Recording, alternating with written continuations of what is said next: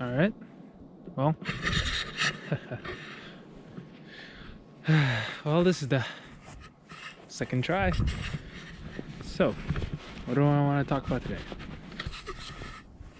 Yeah. Oh, well, the reason I wanted to start this vlog was to reflect.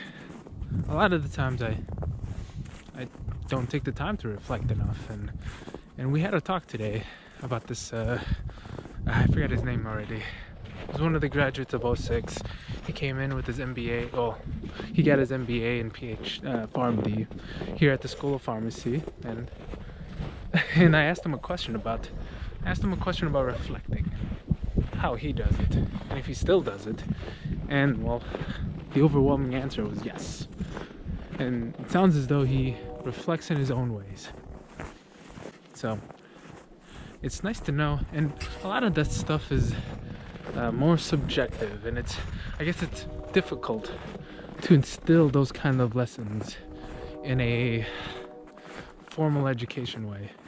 And so I see why they have so many reflections. So this will be my version of reflecting. I enjoy being in my head a lot, and so just getting them out. And I really don't like being behind a computer screen and just typing things up. And so we have these things. They're called SMART goals. It stands for, what is it? Specific, measurable, attainable, relevant, and time. And one of them, my SMART goals, was to take some time away from academics. I just spent so much time in my studies that I forget that there's, like, having a social life is actually pretty invaluable. It helps develop in so many subjective ways, emotional ways, where you talk to people, you do things, you relate, because I'm sure they're feeling exactly the same way you are. There was also something I wanted to talk about. There was this new program here at UW-Madison, and I'd always told myself that I was not going to. I'll only do the necessary as far as classes. I'll do well in them. That's no issue. I guess that's a story for another time. But how do I say it? I'll do well, but I didn't want to do any more than that, because I know formal education. It's great. It's great to have. Wonderful. Not knocking formal education at all. But I've met so many people without an education, and they have just they've blown my mind in how resourceful they are, how diligent, how completely different they think. And I can see why having diversity, like, creates these aha moments, these things. Oh, but anyway, there's this new program here. We call it a named option, but I know they wanted to incorporate their MBA into it eventually, but it's partners with the School of Business, and they wanted to do a PharmD MBA combination type program, and it intrigued my mind so much. I said I would never do any more schooling, and then this came up, and it made me realize, it made me see why. I had to ask why. And I wanted to start my own business eventually. And then it's something, when I was rushing for one of the fraternities, a question I had for everyone else was, if you could do anything, money was no object, what would you do? What and where would you be doing in the long run? And I thought this was just a one-way conversation, but a lot of them surprised me. I guess it's commonplace to reflect some answers or have some questions right back at you. And I had to think about it, and it finally dawned on me. I know eventually I'll start my own business, And a lot of people ask, well, what kind of business did you want? And people assume it's going to be my own pharmacy. Uh, as I'm pursuing my doctorate of pharmacy, and my mind does not go there. My mind goes to actually a tutoring company, some sort of tutoring. And I know, because I had struggled with it for so long. I never thought I would. In fact, for most of my life, I thought I was a pretty dumb person.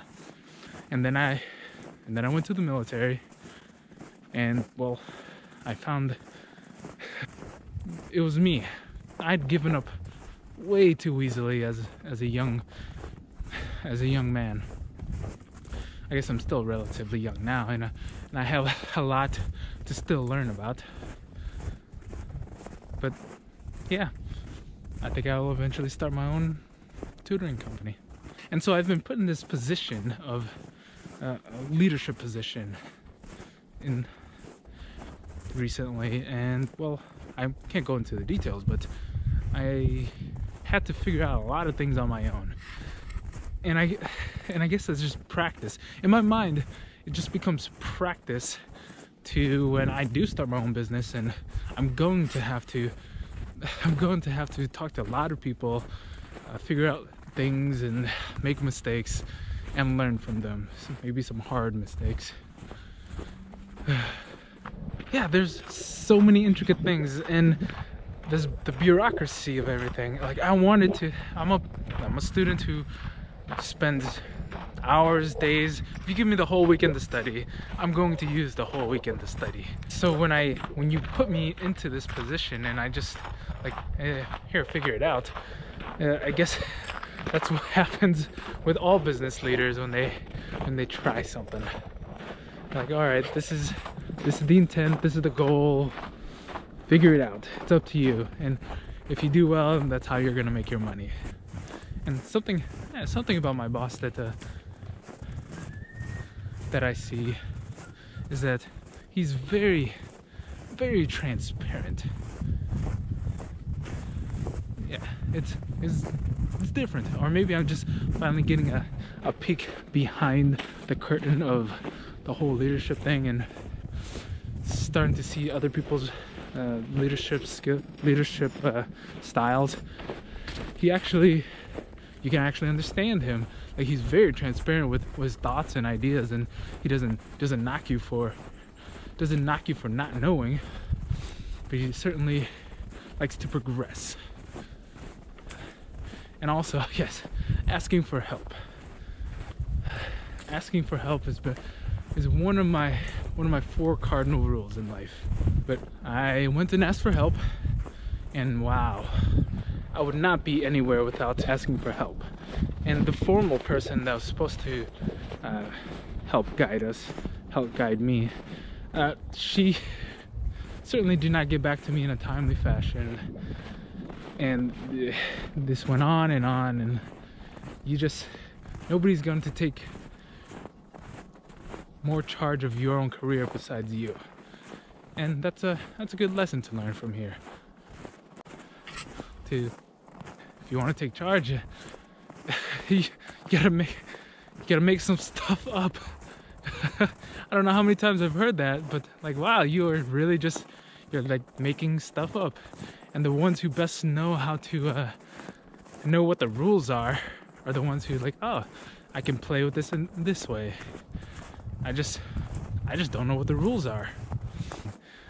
Unless you just want me to be a drone, which this my new boss,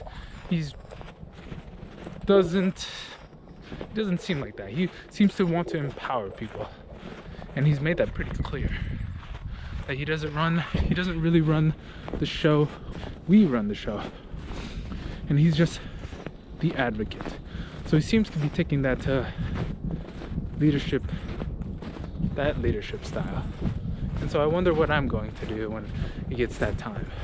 So my tutoring company, I don't know what it's gonna be called. I don't know how I'm gonna do it. But I guess that's part of the journey where you have to figure it out. I guess that's where you make your money. And how do I package it? How do I sell it? How do I how do I do it? Being the CEO, the boss, the big boss who finally gets to make the decisions. I get to flex my creative mind about it.